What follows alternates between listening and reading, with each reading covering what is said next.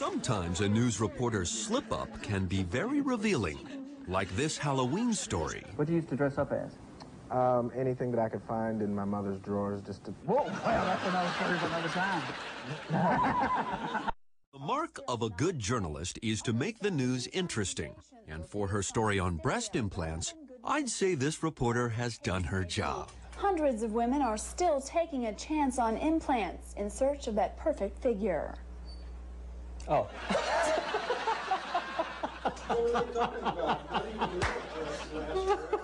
For a story on unusual boats, a reporter's loss of mouth control turns into birth control. A competitive day for a group of racers in Portland, but it's the contraceptions they were using that drew much of the attention. And the contraptions. The crowds of people gathered to watch the dragon boat races.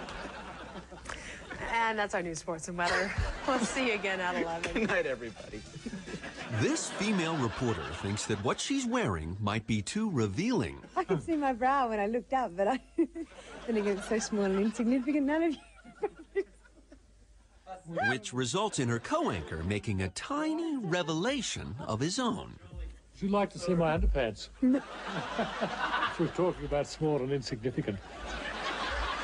One thing you don't get these days is a lot of sexy stories out of the Middle East. The harsh conditions in the Saudi desert have created numerous problems. One of the biggest ones, sand and grit getting into the servicemen's rifles.